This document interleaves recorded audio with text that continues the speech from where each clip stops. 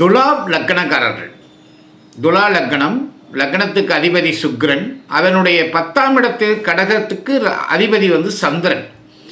இந்த சுக்கிரனும் சந்திரனும் உணவுத்துறைக்கு மிக மிக மிக முக்கியமானவர்கள்.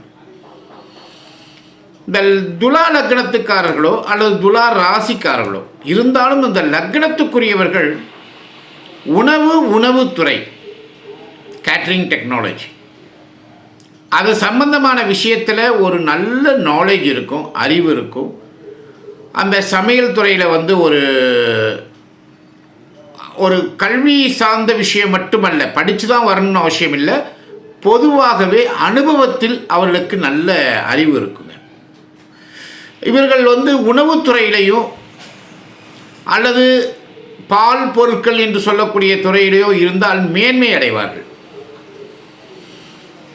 இந்த துலா லக்னத்தை சார்ந்தவர்கள் அதிகபட்சமாக மருத்துவத்துறையில் நர்சிங் டிபார்ட்மெண்ட்டில் இருப்பாங்க. நர்சிங்னா அந்த சேவை செய்யக்கூடிய தன்மையில் இருப்பாங்க. இவங்கெல்லாம் ரொம்ப ரொம்ப வலுவானவர்கள். சார், மற்ற லக்னக்காரங்கள்லாம் உணவுத்துறையில் இல்லையா அப்படின்னு கேட்டிங்கன்னா கண்டிப்பாக இருப்பார்கள்.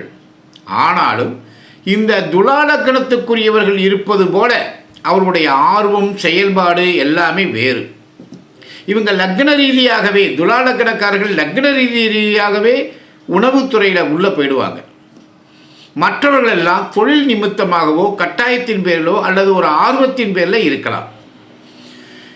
துலா லக்னக்காரர்களுக்கு எப்போதுமே மற்றவர்களுக்கு உதவி செய்யக்கூடிய, அதாவது ஏதேனும் ஒரு உதவி செய்யணும், முக்கியமாக சாப்பாடு போடணுங்கிற எண்ணம் இருக்கும். இந்த துலா லக்னம் துலா ராசிக்காரர்களுக்கும் உள்ள வித்தியாசம் என்னென்னா, துலா லக்னக்காரர்கள் ஆத்ம ரீதியாகவே எதையும் செய்துருவாங்க. துலா ராசிக்காரர்கள் என்ன செய்வாங்கன்னா அந்த எண்ணங்களை கையில் வச்சுருப்பாங்க, அவ்வளோதான். இது மாதிரி சாப்பாடு போடணும் அப்படின்னு எண்ணம் இருக்கும். லக்னக்காரர்கள் சாப்பாட்டே போட்டுருவாங்க. இது மாதிரி உணவுத்துறையில் அதிகமாக இருக்கக்கூடிய துலா லக்னக்காரர்கள் பிற்காலத்தில் நல்ல வெற்றி அடைவார்கள்.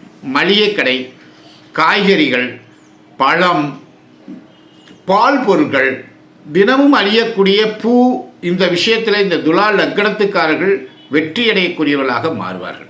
அவருடைய 10ஆம் இடம் கடகராசியும் வலுவாக மாறிவிட்டால் இவர்கள் நிச்சயமாக வெற்றி அடைவார்கள் என்பதுதான் நிஜம்.